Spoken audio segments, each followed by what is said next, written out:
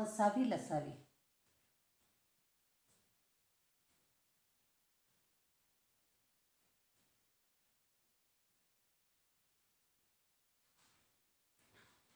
यादीच्या तासिकेमध्ये आपण संख्यांचे समूह किंवा पूर्णांक संख्यांचा गुणाकार भागाकार पाहिला.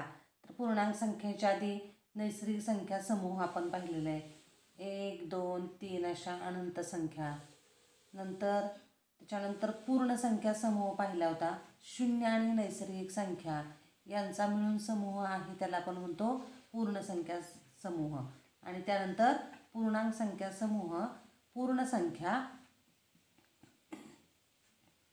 आणि त्यांच्या विरुद्ध संख्या यांचा मिळून जो समूह आहे त्याला आपण पूर्ण संख्या, थोडक्यात पूर्णांक संख्या म्हणजे धन आणि ऋण या संख्यांचा समूह आणि त्यांचा गुणाकार आणि भागाकार गेल्या वेळच्या तासिकेमध्ये आपण पाहिलेला आहे. आता यामधूनच आपण परत मूळ संख्या, सहमूळ संख्या, जोडमूळ संख्या ह्या संकल्पना पाहणार आहोत.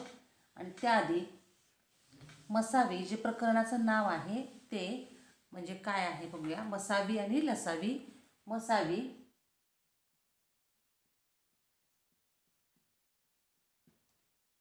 महत्तम साधारण विभाजक. महत्तम साधारण विभाजक याच्यामध्ये हा शब्द महत्त्वाचा आहे, विभाजक. नंतर लसावी म्हणजे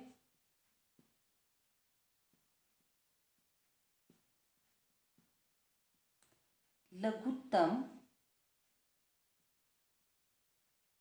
साधारण विभाज्य.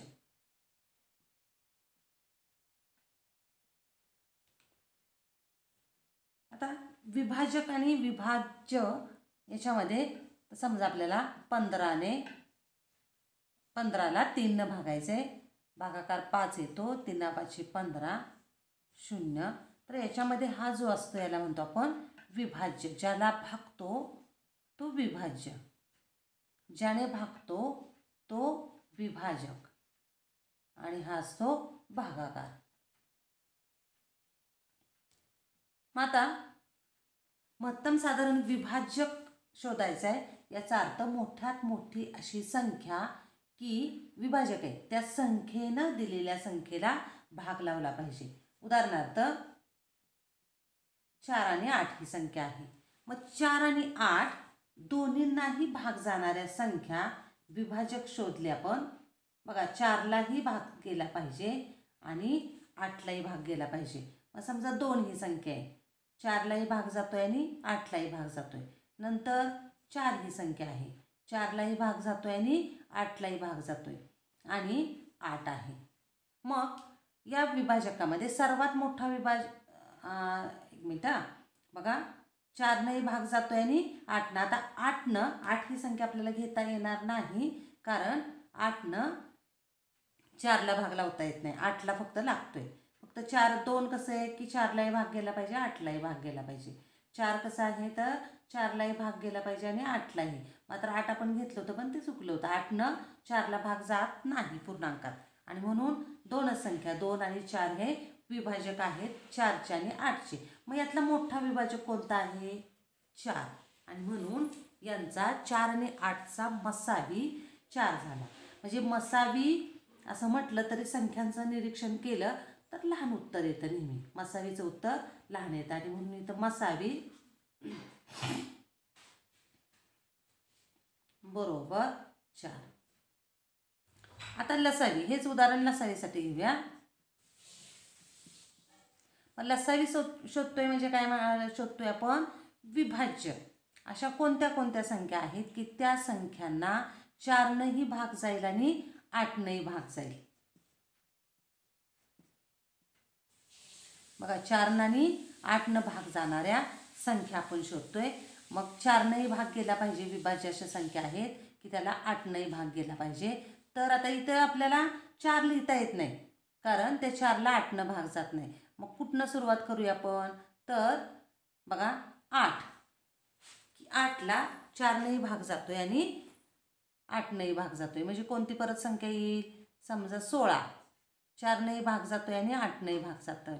नंतर 32, समजा तुम्ही इथं 12 घेतली तर 12ला 4नं भाग जातोय पण 8नं भाग जात नाही, म्हणजे त्या पट्टीतल्या आपल्या लक्षात येईल. नंतर 64, नंतर जर समजा अजून हे केलं तर 128 अशा संख्या घेता येतील आपल्याला त्याच्या पट्टीतल्या. मग इथं लहानात लहान संख्या अशी विभाज्य कोणती? तर 8, आणि म्हणून 4 आणि 8चा लसावी मात्र किती आहे? 8. लघुत्तम साधारण विभाज्य म्हणतो आपण, आणि लघुत्तम म्हटलं तरी ते उत्तर दोन्हींची जर तुलना केली तुम्ही तर इथं लसावी मात्र किती आलेलं आहे? 8.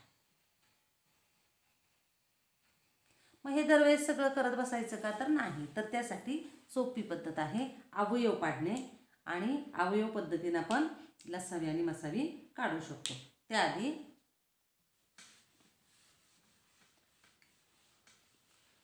नैसर्गिक संख्या, पूर्ण संख्या, पूर्णांक संख्यांचा विचार केला आहे, आणि त्याच्यामध्ये मग 1-2 संकल्पना आपल्याला पाहिजेत. यातली मूळ संख्या हे पाहिलेलं आहे तुम्ही आधी.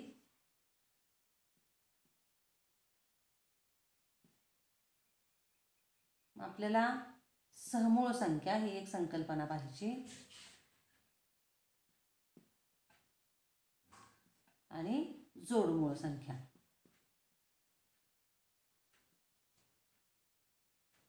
संकल्पना आपल्याला स्कॉलरशिपसाठी पण लागणार आहेत. आता मूळ संख्या म्हणजे काय? तर अशा संख्या की ज्यांचे अवयव पाडले आपण, किंवा ज्यांचे विभाजक फक्त ती संख्या स्वतः आणि 1 एवढेच असतात. म्हणजे उदाहरणार्थ अगदी पहिली संख्या आपण तुम्ही 2 घेतली तर 2ला 2 आणि 1नंच फक्त भाग लागतो, किंवा 2 आणि 1 एवढेच त्याचे अवयव आहेत, किंवा 2 आणि 1 एवढेच विभाजक आहेत, म्हणजे त्या संख्येनंच यांना फक्त भाग लावू शकतो आपण.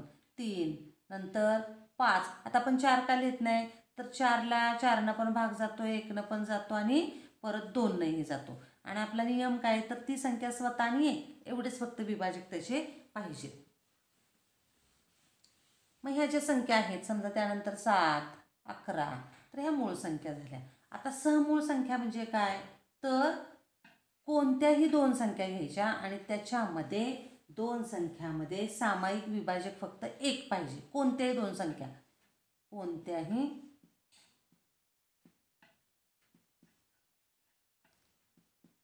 मग त्या मूळच असावेत असं नाही. कोणत्याही 2 संख्या असं म्हटलंय बघा. कोणत्याही 2 संख्यामध्ये साधारण अवयव किंवा विभाजक किती पाहिजे? 1 पाहिजे फक्त.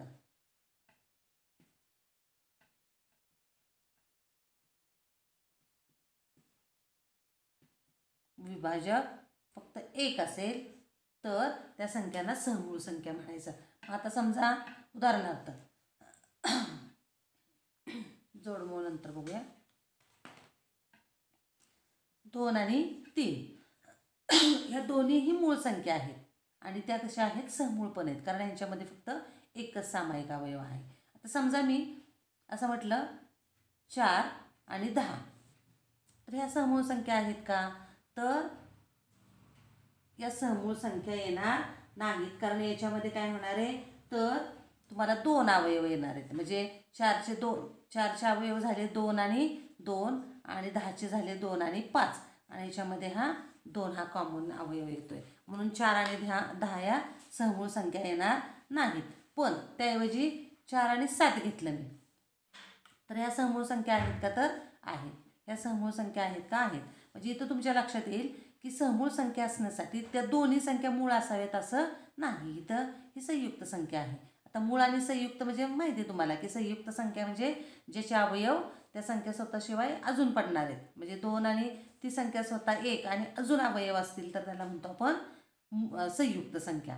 म्हणजे आता संयुक्त संख्येमध्ये घेतलं तर 4 येईल, 8 येईल, परत 9 येईल, कारण त्यांचे अवयव पडत आहेत त्या संख्या स्वतःशिवाय. आता 4 आणि 7मध्ये 4 ही संयुक्त संख्या आहे, तर ही मूळ संख्या आहे. म्हणजे सहमूळ संख्या शोधताना त्या सगळ्या संख्या मूळच असाव्यात असं नाही. अगदी अजून एखादी जोडी आपण बघूया की 10 आणि 21 बघूया. बघा ह्याच्यामध्ये ह्याचे अवयव 2, 5 आहेत, ह्याचे 3 आणि 7 आहेत. म्हणजे सामायिक अवयव घेतला तर फक्त कोणता येतोय? एकच येतोय आणि म्हणून ह्या सुद्धा कशा आहेत, सहमूळ संख्या आहेत. 9 आणि समजा 20 घेऊया, ह्या सुद्धा सहमूळ संख्या आहेत. म्हणजे एवढं लक्षात घ्यायचं की सहमूळ संख्या असण्यासाठी कोणत्याही दोन संख्या म्हटल्या आपण. आणि मग पुढचं जोडमूळ संख्या.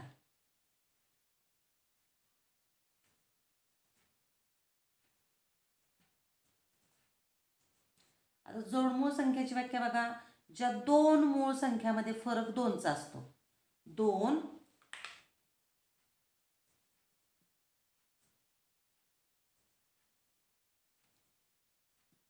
ज्या दोन मूळ संख्यामधील फरक 2.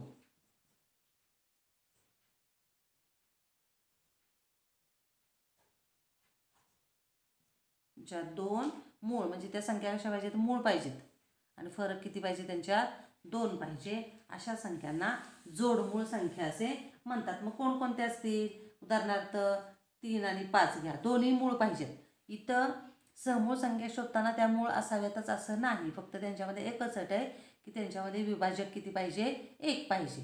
विभाजक हा 1 पाहिजे आणि यांच्यामध्ये मूळ संख्या पाहिजेत आणि त्यातला फरक किती पाहिजे, 2. अजून कोणती संख्या सांगता येईल, 5, 7 किंवा 11, 13. बघा मूळ संख्या आहेत, मूळ असल्याच पाहिजेत, फरक फक्त 2चा पाहिजे. अजून पुढची कोणती सांगता येईल, 29 आणि 31. तर अशा संख्यांना म्हणायचं जोडमूळ संख्या.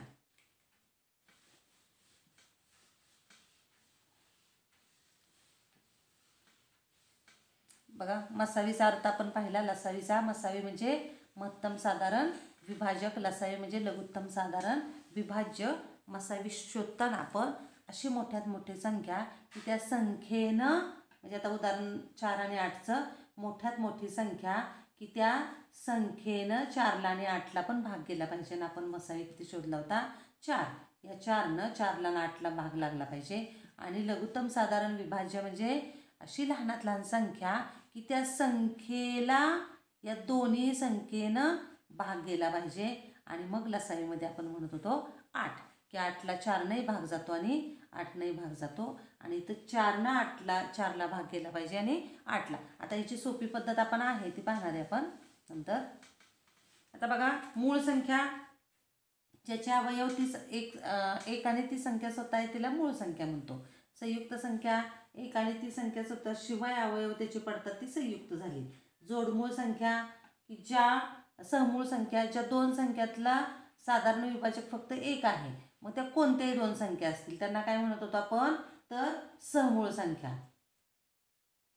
कोणत्याही दोन संख्यामधला विभाजक फक्त 1 पाहिजे आणि जोडमूळला मात्र कशा पाहिजे, त्या मूळच पाहिजेत संख्या आणि फरक मात्र किती पाहिजे, 2. आता याच्यावर आधारित मग आपण सराव संच 21 सोडूया. सराव संच 10.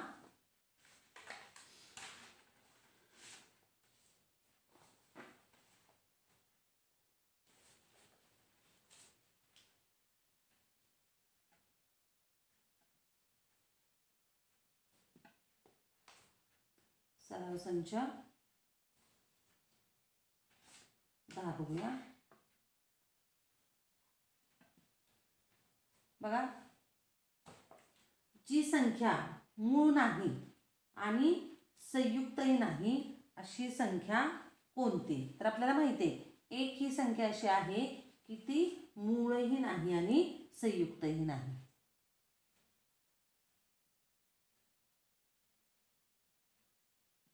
मूळ आणि संयुक्त नाही. नंतर दुसरा प्रश्न, पुढील संख्येपैकी सहमूळ संख्यांच्या जोड्या ओळखा. आता बघा संख्या जोड्या लिहूया आपण. 4 आणि 14, दुसरी जोडी 4 आणि 5, तिसरी जोडी 17 आणि 19 आणि चौथी 27 आणि 15. आता बघा सहमूळ संख्या शोधतोय आपण. सहमूळ म्हणजे काय, तर त्यांच्यामध्ये कोणत्याही दोन संख्या म्हणजे त्या मूळच असाव्यात असं नाही की त्यांच्यामध्ये एक फक्त विभाजक पाहिजे. मग आता इथं तुम्ही जर पाहिलं 8 आणि 14मध्ये 2 विभाजक आहे, म्हणजे 2 हा जादा विभाजक आहे, एकच पाहिजे फक्त, त्यामुळे ही समूह संख्या नाही. इथं पाहिलं तर 4 आणि 5मध्ये ही मात्र समूळ संख्या आहे, कारण एकच अवयव आहे फक्त समूळ संख्या. पुढची 17 आणि 19मध्ये सुद्धा एकच अवयव आहे, म्हणजे ही सुद्धा काय झाली समूळ संख्या. आणि इथे 27 आणि 15मध्ये तुम्ही जर पाहिलं 1 शिवाय अजून 3 हा अवयव आहे, आणि म्हणून ही समूळ संख्या नाही.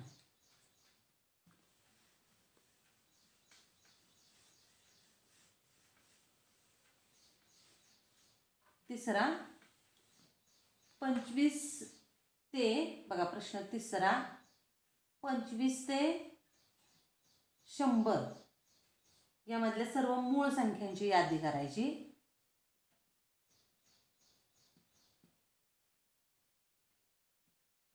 मूळ संख्या म्हणजे काय, तर ती संख्या स्वतःने एक एवढेच फक्त त्याचे विभाजक पाहिजेत, किंवा त्या संख्येला ती संख्या स्वतःने एकनच फक्त भाग लागला पाहिजे.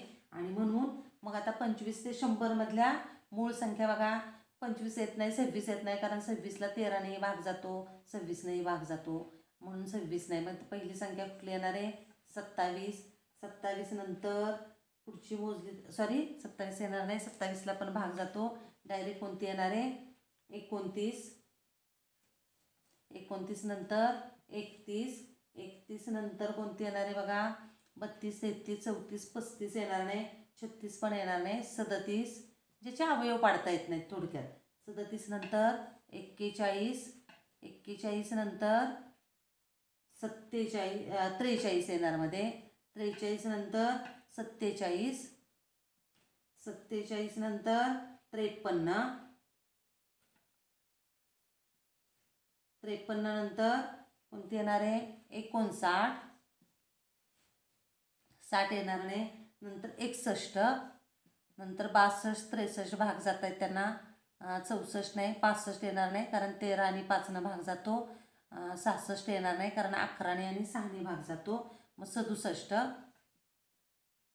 67 नंतर 71. नंतर 73. नंतर 79.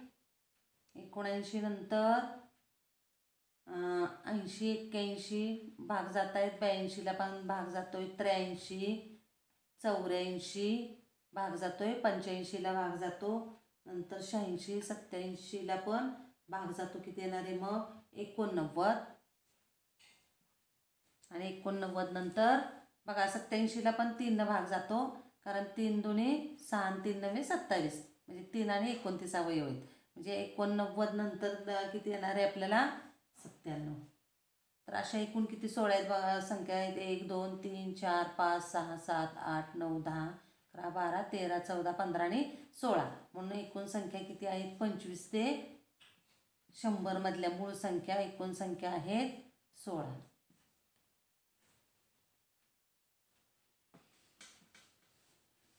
पुढचा प्रश्न तर चौथा.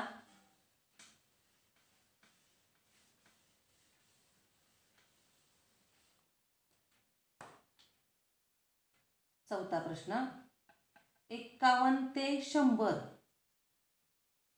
मधल्या सर्व जोडमूळ संख्या लिहायच्यात आपल्याला.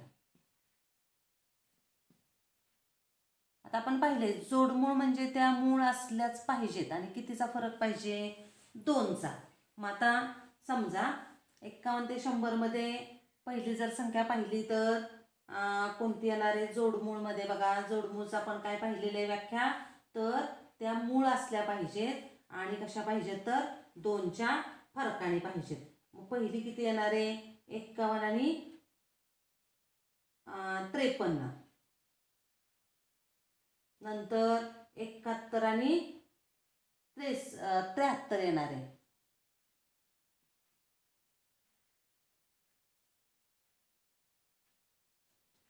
आता 51 ही सुद्धा मूळ संख्या येणार नाही, मग पहिली कुठली येणार आहे डायरेक्ट जर आपण पाहिलं तर 71 ते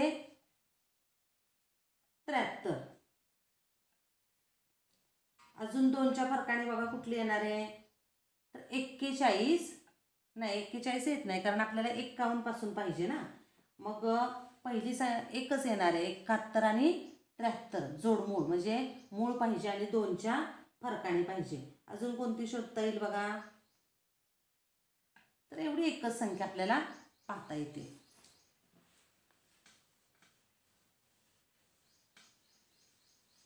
नंतर 5वा,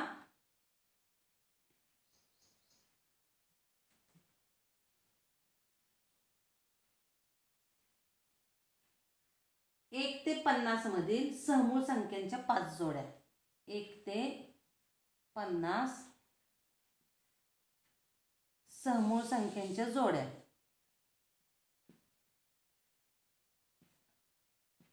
आता समूळ म्हणजे काय, तर त्या 2 मध्ये फक्त कोणत्याही संख्या फक्त विभाजक किती पाहिजे, 1. मग त्या मूळ असाव्यात असं नाही, आणि त्यासाठी तुम्ही आपण अगदी 2, 3 म्हणजे दोन्ही मूळ आहे.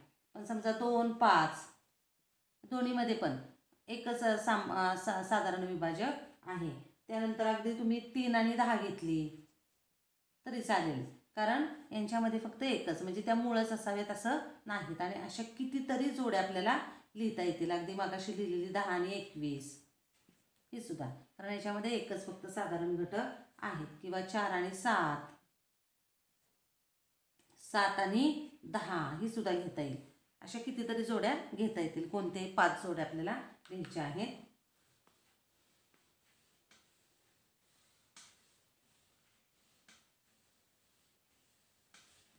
यातलाच शेवटचा प्रश्न, मूळ संख्यांपैकी समसंख्या कोणत्या. 6वा प्रश्न. मूळ संख्या आहेत आणि त्यातल्या कशा पाहिजे, सम. आता मूळ संख्यांची सुरुवात केली आपण पहिली अगदी 1 ते 100 मधल्या मूळ संख्या शोधताना पहिली संख्या कोणती म्हणतो आपण, 2. आणि ही कशी आहे, मूळही आहे आणि सम आहे, आणि म्हणून मूळ आणि समसंख्या कोणत्या, तर फक्त 2 हे उत्तर येणार आहे. आता बघा, लसावी आणि मसावी हे काढताना आपण आपल्याला मूळ अवयव लागतात, आणि लसावी मसावी काढण्यासाठी मूळ अवयव काढण्याची ज्या पद्धती आहेत त्यांचा पण, मूळ अवयव म्हणजे काय, तर एखादी संख्या गुणाकाराच्या स्वरूपात लिहिणे. म्हणजे अगदी 15 संख्या असेल तर 3 गुणिले 5, कारण 3 ही त्याचे मूळ अवयव आहेत आणि 5 ही त्याचे मूळ अवयव आहे. अगदी 10 संख्या घेतली तर 2 गुणिले 5, किंवा 8 ही संख्या घेतली तर याच्या अवयव समजा पहिली स्टेप येणार 2 गुणिले 4, नंतर 4 हा मूळ अवयव नाही म्हणून परत 4चे अवयव काढायचे, 2 गुणिले 2, आणि म्हणून 8चे अवयव काय झाले, 2 गुणिले 2 गुणिले 2. तर अवयव मसावी आणि लसावी काढण्यासाठी जी युक्लिडची एक सोपी पद्धत आहे की कोणत्याही संयुक्त संख्या मूळ संख्यांच्या गुणाकाराच्या स्वरूपात मांडता येणं. ह्या संयुक्त संख्या झाल्या, 10 ही संयुक्त संख्या झाली, पण ती 2 गुणिले 5 म्हणजे मूळ संख्यांच्या स्वरूपात लिहिली. 15 ही संख्या संयुक्त झाली, पण ती 3 गुणिले 5 ह्या मूळ संख्यांच्या स्वरूपात आपण लिहिली. आणि मग मूळ संख्यांच्या स्वरूपात लिहिण्याची अवयव पाडण्याची आपण पद्धत पाहणार आहोत, की ज्याच्या सहाय्याने आपण मसावी आणि लसावी काढणार आहोत. तर सराव संच 11 घेऊया.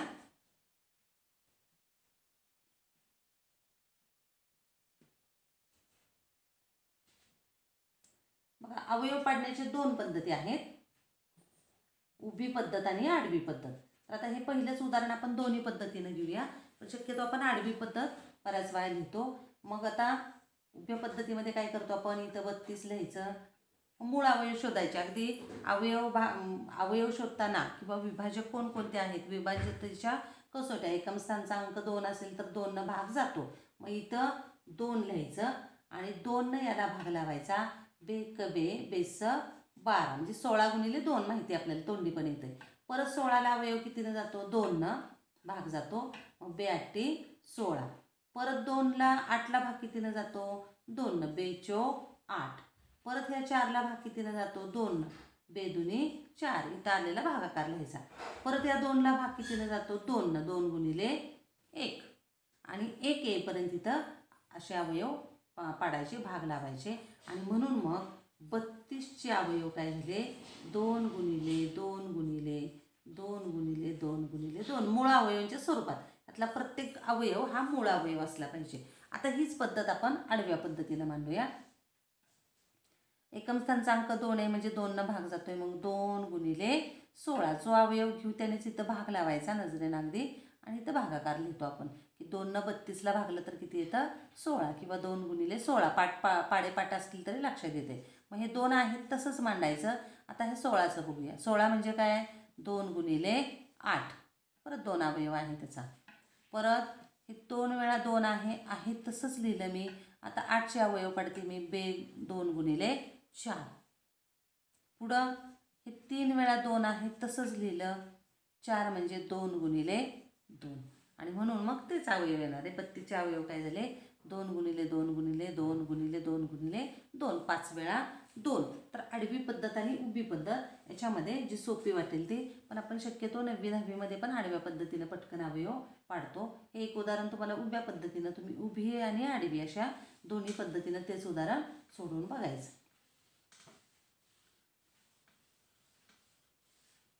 पुढचं बघा आता समजा 57.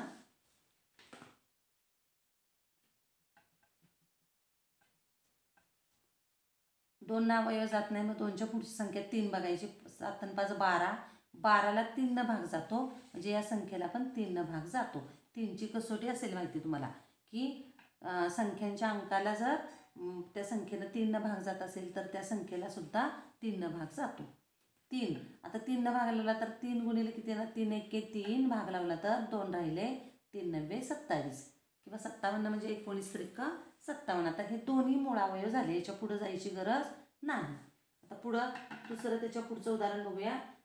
तिसरं आता तुम्ही असंच सोडवा अगदी सोपं आहे. तिसरं काय 23 आहे.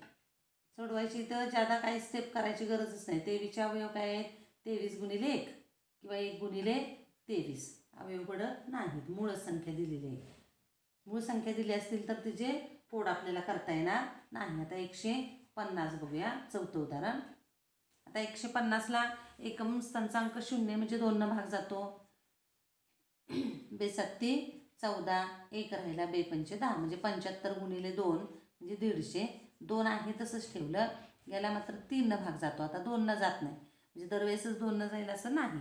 मग 3 न भाग लावला तर 3 दुनी 6 25 त्रिक 75. आपल्याला तो पाडेपाठ माहिती आहे. भाग लावला तरी 3 दुनी 6 1 राहिला 3 5 15. 2 गुणिले 3 आणि 25 म्हणजे 5 गुणिले 5. आता यातली प्रत्येक संख्या पाहिली तर हे त्याचे झाले मूळ अवयव. आता पुढचं 5वं बघा.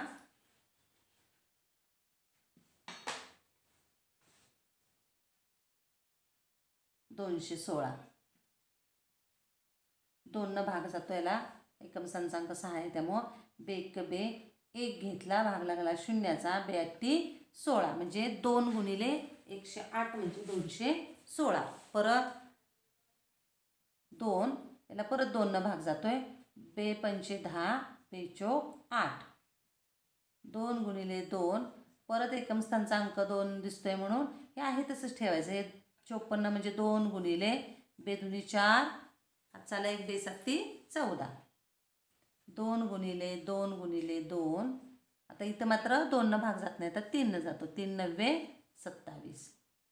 2 गुणिले 2 गुणिले 2 हे 3 आहे तसंच मांडायचं. तर हे पुढची स्टेप 3 गुणिले 3. मग हे झाले 216चे 3 वेळा 2 आणि 3 वेळा 3 यांचा गुणाकार. हे झाले त्याचे मूळ अवयव.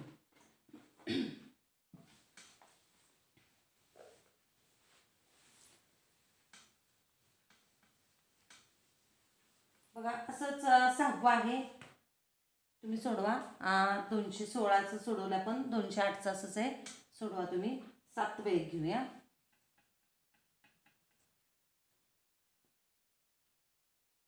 765. आता बघा 3ची कसोटी काय अंकांच्या संख्येच्या अंकांना जर भाग लागला तर 3 न भाग. 7 7 13 आणि 5 18 म्हणजे ह्याचा 3 हा अवयव असणार आहे. 3 आता समजा तुम्ही 3 असणार आहे पण तुम्ही एकदम 5 घेतला पहिल्यांदा 3चं लक्षात नाही आलं तरी हरकत नाही. पहिला म्हणजे इथं समजा पहिल्यांदा एखाद्याचा 3 येईल नंतर 2 आला तरी चालतो. म्हणजे 5 जरी तुम्ही 5 न लावला तरी उत्तर तेच येणार आहे. कुठंतरी परत 3 हा येणारच आहे. मग 3 दुनी 6 बघा 3 5 15 भाग लावतोय आपण 1 राहिला 3 5 15. मग परत 3 आहे तसंच ठेवलं. 5 5 5 25 5 1 5 3. परत काय अवयव येणार आहे बघा 3 गुणिले परत 5 इथं जरी तुम्ही मी 5 न लावता 3 ना आधी लावला असता तरी चाललं असतं, उत्तर तेच येतं, अवयव बदलत नाहीत. म्हणजे समजा बघा 5 घेतलं आणि हे 3 गुणिले 17 येणार आहे, 17 त्रिक 51. पण समजा तुम्ही हेच अवयव पाडताना की पहिली स्टेप लिहिली 3 गुणिले 255, पण परत लक्षात आलं की अजून एकदा 3 अवयव आहे, कारण 5 आणि 5 10 आणि 2 12, मग 3 अवयव आहे म्हटल्यावर 3 8 24, एक राहिला 3 5 15. मग परत 3 आहे म्हटलं की आता ह्याचा मात्र 5 आहे आणि 5 गुणिले काय येणार आहे, 5 एके 5, 5 7 35, म्हणजे 2 वेळा 3, एकदा 5 आणि 17 हे तेच दोन्ही अवयव आहेत. म्हणजे मागं पुढं झालं तरी चालतं, 3 पण अवयव असेल आणि 5 असेल आणि सुरुवातीला तुम्ही अगदी इथं सुरुवातीला 5 घेतला इथं तरी नंतरचे अवयव मागं येणार आहेत. बघा आता असंच 8वं उदाहरण तुम्ही सोडवा. एक 9वं उदाहरण बघूया आपण. 377. आता बघा एकम संचांक समसंख्या नाही, 0 2 4 नाही म्हणून 2 न भाग जात नाही. अंकांची बेरीज केली तर 7 14 15 16 17, 3 अवयव नाही. परत मग 7 करून बघायचं, 7 वजा 35 आणि पुढचं 7 राहते, म्हणजे 47 राहते, 7 अवयव नाही. असं शोधत गेलं तर मग समजा 3 नाही म्हणजे 9 नाही. 11 बघितलं तर 11 तरी 33 अवयव लागत नाही. मग त्यानंतर 2चा 3चा नाही म्हणजे 12चा नाही अवयव. मग आता 13 घेतला आपण, 13ने बघितलं तर 13 दुनी 26, समजा 26 नजरेनंच करून बघायचं. मग राहत आहेत 11 आणि मग 13 90 117 आहे, म्हणजे इथं 13चा अवयव लागतो. बघा 13ने भाग लावला तर 13 दुनी 26 आणि 117 राहतोय 13 90. म्हणजे असं दरवेळेस असेच मोठं अवयव पडतील असं नाही. अजून एक 10वी संख्या बघा काय दिली आपल्याला, ही 9वी. 559. इथं सुद्धा तसंच आहे.